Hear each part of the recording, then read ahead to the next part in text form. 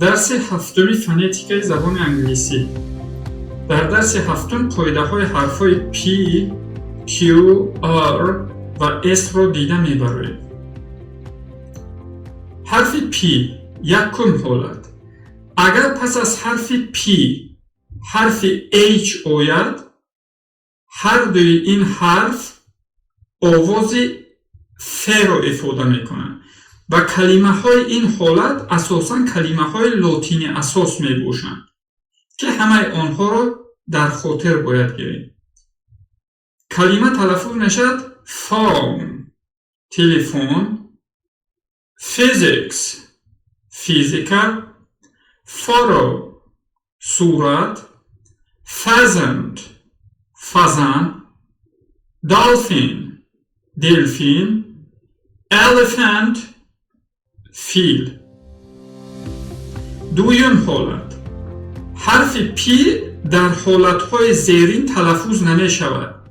به آواز است. حالت به آوازی حرف P و کلمه های این حالت نیست کلمه های لاتینی اساس می باشند که در خاطر باید گیریم. کلمه تلفظ می شود psycho. حرف P نوشته می شود لیکن تلفظ ندارد. در کلمه های لاتینی اساس گفتیم حرف C و H نیست که خوانده می شود. برای این کلمه تلفظ می شود psycho پسیخ. کلمه تلفظ می شود psychology روانشناسی. کلمه تلفظ می شود psychologist روانشناس.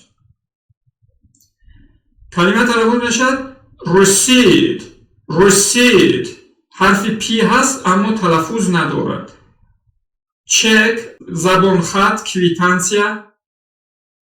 کلمه تلفظ می شود pneumonia التهاب شش.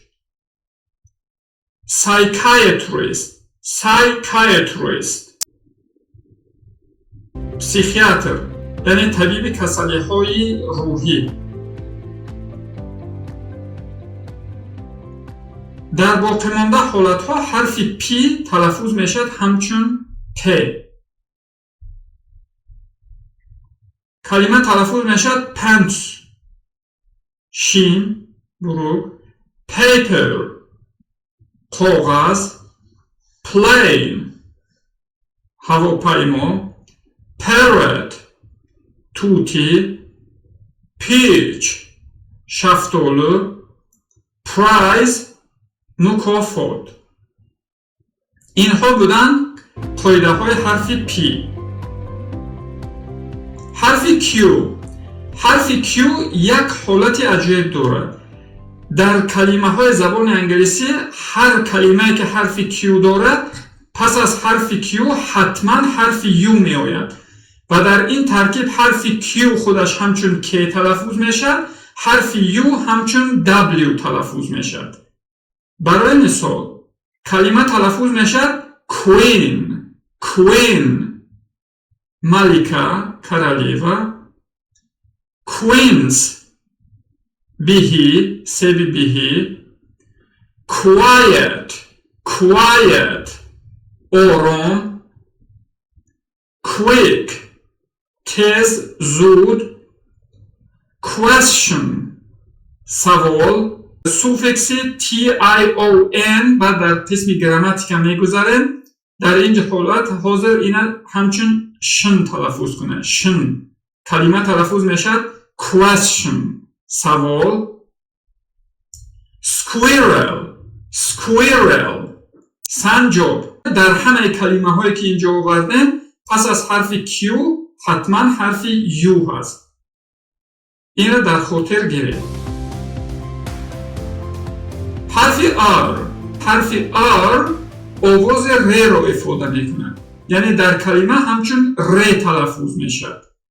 برای مثال کلمه تلفظ میشد rat کلموش، ring انگشتری، root ریشه، dress کرته زنانه، free آزاد، rice برنج.